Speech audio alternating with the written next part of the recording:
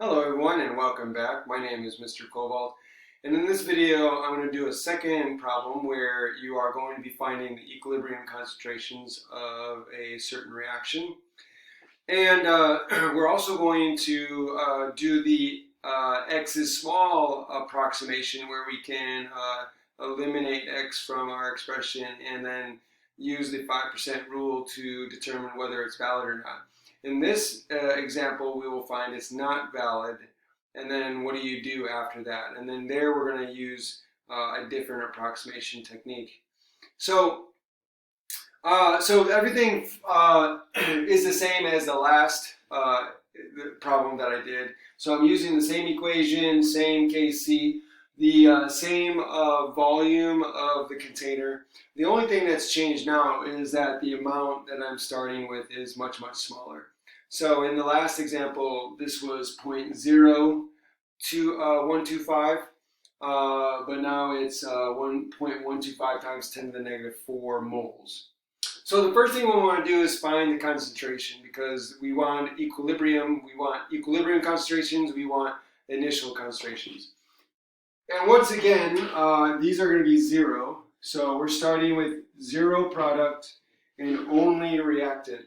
So if we divide this by 0.500 liters, then we'll get a concentration of 2.50 times 10 to the negative 4 moles per liter. So this is going to be our concentration. This is the initial concentration of our reactant, and these are the products. And right away we can see that the direction of this reaction is going to go towards the products because we have zero product. So the only direction that this can move is towards the making of product. Normally you would do a Q value or calculate the reaction quotient. And again, just to go over that really quickly, just a review. You set it up exactly the same way as you would set up your equilibrium constant expression. So it's going to be the products over the reactants raised to their stoichiometric coefficients. So these two, so the concentrations of H2 raised to the second power multiplied by the concentration of S2 all over the concentration of H2S raised to the second power. And then you would plug in the values that you're given initially to see how Q is. Obviously these are zero, so Q is going to be zero, which is less than Kc, or yeah, less than Kc. And so in this case, since Q is less than Kc, it's going to go in the direction of making product. So you got to increase the product, decrease the reaction. So we need to make Q bigger, and then by making Q bigger, we need to make the denominator smaller, the numerator bigger. So we're going to add to the products and lose the reactants. So again, obviously that's what's going to happen in this problem, but just to review, in case if you had a problem where these weren't zero, then that's how you do the Q value. Okay, so we know that it's going to go in this direction, so we're going to do our ice chart. So we need to do our ice chart to figure out the equilibrium expressions for the equilibrium constant using x. And so we've got our initial concentrations. Now we need to figure out change. So for C, we're going to use our coefficients in the balanced equation to figure out what our x values is, what our change is going to be. And it's going to be stoichiometric. So what that means is, for example, if I know I'm going to create product, so the change in the amount, the concentration of this is going to be minus, because I'm going to lose reactant, and this is going to be positive because I'm going to gain product.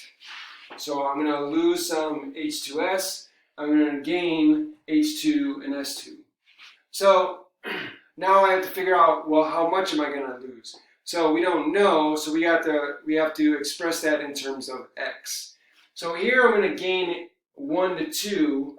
So here, if I gain a certain amount here, we'll call this X. If I gain an X amount here, since there's a 1 to 2 ratio here, then I'm going to gain 2X amount here.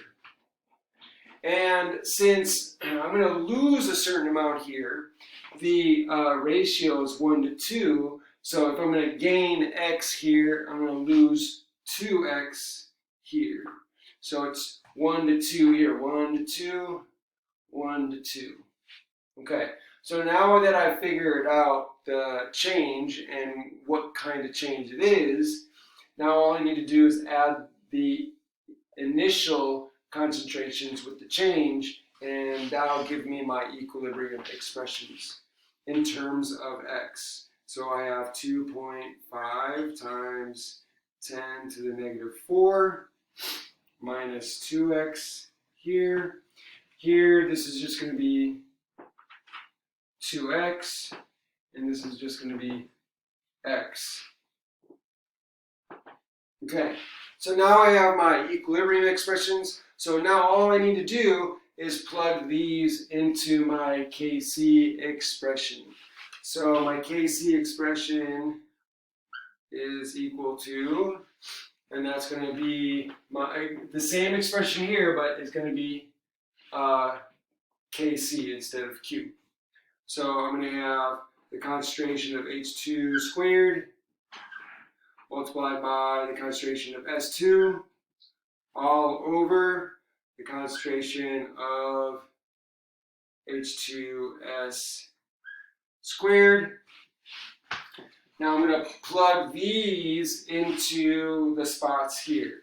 So that's going to be equal to, so H2 is 2X, so 2X squared multiplied by X, so multiply that by X, and then on the bottom is H2S squared, so we're going to put in 2.5 times 10 to the negative 4 minus 2X, and that's going to be squared. So now I have my Kc expression in terms of X. This is equal to 1.67 times 10 to the negative 7.